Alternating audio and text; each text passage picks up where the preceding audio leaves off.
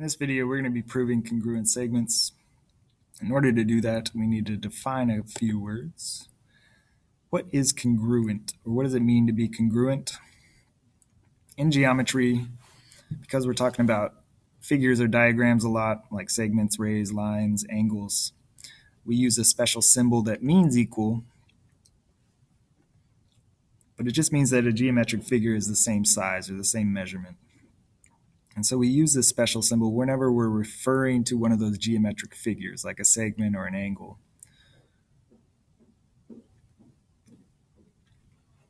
Equidistant just means equal distance. And we talk about that when we're referring to a number value. So congruent is not referring to a number value, it's referring to a figure, like a diagram, something you draw or touch or look at. Equidistant is referring to numbers. So let's use this number line and talk about the difference between those two things a little bit more. If something is equidistant, like a distance between 2 points, like the distance from A to B is equal to the distance from D to F. From A to B is 3. D to F is also 3 units, so those distances are equal. The distance from C to D is also 3, so we could include that in our statement. Because all of these distances are equal, or they're the same number value, we use an equal sign, and we use our distance symbol if we're talking about distance. That's a little bit different than if I want to describe the actual physical segment, or the segment that I would draw if I was to separate these into different number lines. So even though the distance from A to B is equal, if I refer to segment AB, that includes all of the points in between A and B, and that length is the same as segment DF. So because the distances are equal, the segments have the same length, and we can describe them using our congruent symbol.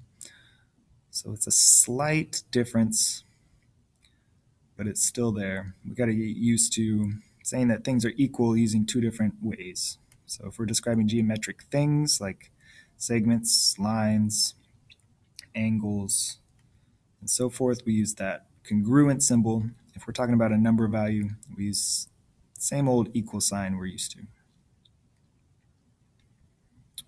To bisect a segment means to cut a segment into two equal pieces. Prefix bi means two, sect means section, so bisector is cutting something into two sections, but just make sure it's a little bit more specific. A segment bisector is cutting things into two equal pieces. So up above, that segment CF could be bisected, so from C to F, by point D, meaning that D is in the middle of C and F. That also means that the distance from C to D is equal to the distance from D to F. If D is in the middle, those distances must be equal. And if those distances are equal from C to D and from D to F, then the segments, if we want to describe that as a segment, is also congruent. So all of these things are true. If D bisects segment CF, then D must be the midpoint. It must be in the middle of point C and F. And if that's true, then we cut it into two equal pieces, those equal pieces being segment CD and segment DF. If they're equal pieces, they must be congruent, and they must be equal pieces because their length or their distance between their endpoints is equal. So a lot of similar statements here, but different symbols and different ways to talk about it. We can use that information to prove segments are congruent, or that distances between their endpoints are equal, or proving a midpoint, proving that a point is in between two endpoints. So we're going to use this example, this number line, and we're going to try and prove that segment AB is congruent to segment BD. So first, let's think about what that means.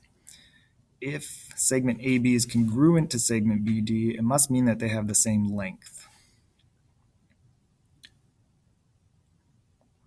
which must mean that the distances between their endpoints are equal.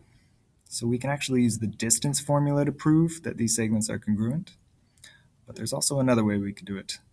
If we know that segment AB is congruent to segment BD, that must mean that point B is right in the middle. So B must be a midpoint, and we could use our midpoint formula to prove it. So we're going to do both. The This might be the first time that you've seen a proof. A proof is using deductive reasoning, which means that every step that we make or create has to be a true statement. If at any point we reach a false statement, then we can say that our conclusion is false or not true, and we could stop there. So let's prove that B is in the middle of AD. If that is true, then we're finding the average of our endpoints.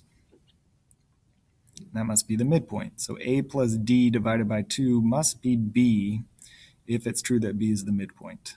So we look at our number line and find our values. A is -5, D is 1, and B is -2.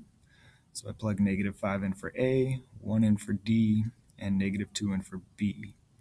And we're not trying to say or come up with a single answer. What we're trying to do is prove that this left side is equal to the right side, and we're just going to kind of keep it in a 2-column here.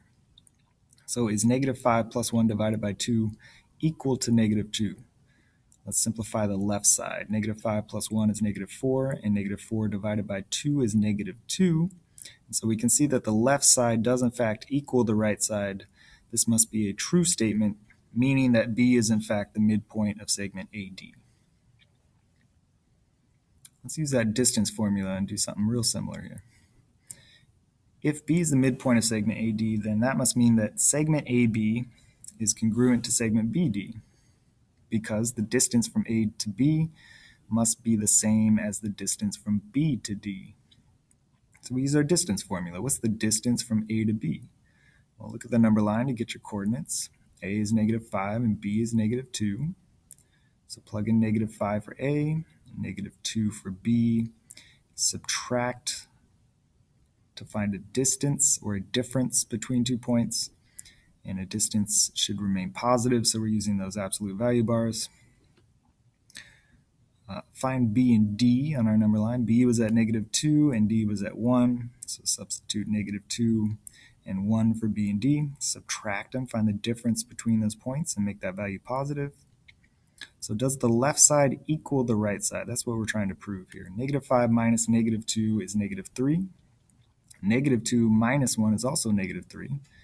The absolute value of -3 is +3. Same thing over here. So because the left side is the same as the right side, we have proven that it is true, or yes, that B is the midpoint of segment AD because the distance from A to B is the same as the distance from B to D, meaning that those segments are in fact congruent.